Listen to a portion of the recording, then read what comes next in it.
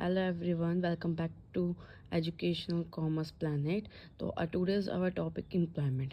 तो आप लोगों को स्क्रीन पे क्लियर हो रहा हो तो एम्प्लॉयमेंट का मीनिंग क्या होता है कि पर्सन जो किसी के अंडर वर्क करता है तो उसे हम एम्प्लॉयमेंट बोलते हैं. बेसिकली मैं आपको सब चीज़ें ईजी वे में एक्सप्लेन कर रही हूँ. अब देन आप उसके बाद उसको अगर रीड आउट करोगे तो आपको ईजी समझ में आ जाएगा. तो एम्प्लॉयमेंट का मीनिंग होता है कि state of having a paid job means that paid of job है. किसी के अंदर काम करेंगे तो तब इनको पेमेंट मिलेगी, अदरवाइज नहीं मिलेगा. काम करने पर ही पैसे मिलना. You can also say that the person work in the office और factory and any work place where the return to you salary and wages. मतलब आप कहीं पे भी जॉब कर रहे हो, कोई पर्सन चाहे फैक्ट्री में ऑफिस में कंपनीज में करता है तो उसको जो रिटर्न में मिलते हैं तो सैलरी मिल सकते हैं, वेजेस मिलेंगे. मतलब वो जो सर्विस प्रोवाइड करेगा, जो काम करेगा, उसके बदले में उसको सैलरी या वेजेस मिलेंगे.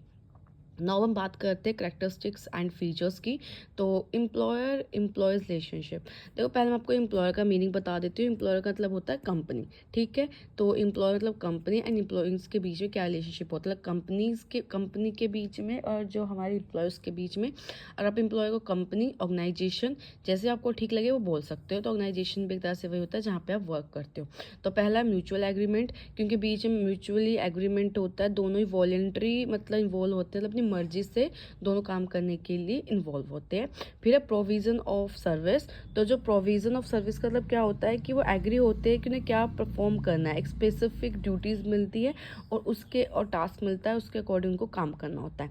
एम्प्लॉयर कंट्रोल करता है, मतलब आपकी जो ऑर्गेनाइजेशन है या कंपनी है वो उसको कंट्रोल करते हैं, एम्प्लॉय को उसको बताती है, डायरेक्ट करती है कि एम्प्लॉयज़ को क्या काम करना है और क्या नहीं करना है.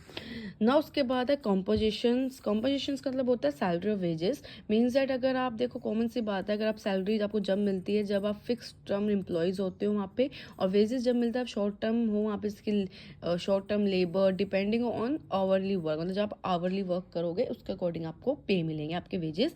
एंड उसके बाद आपके आते हैं बेनिफिट्स. तो एम्प्लॉयज़ के में ऑल्सो रिसीव एडिशनल कुछ बेनिफिट्स होते हैं, जैसे कि लाइफ इंश्योरेंस, रिटायरमेंट प्लान्स मिलते हैं एंड पेड ऑफ टाइम. मतलब जिस दिन हमने छुट्टी की ना, संडे जैसे लाइक हर महीने संडे तो आता ही है ना. सैटरडे संडे को अभी कहीं पर ऑफ होता था, आपको स्कूल्स वगैरह में भी देखा होगा जो सैटरडे संडे ऑफ होता है, जिन मतलब उनको जो टीचर मतलब ऑफ होता है तो उनको टीचर्स को उनको भी पे मिलता है. ऐसे ऑफिस वालों को भी पे मिलता है. मीन्स दैट कि जिस दिन आपने छुट्टी की उस दिन का भी आपको पे मिल गया. और फिर आपका जो एम्प्लॉय उसके अंदर ये होना चाहिए कि वो प्रॉब्लम सॉल्व कर सके ईजिली, वो प्रॉब्लम सॉल्व कर सके, कितना बड़ा टास्क आ जाए.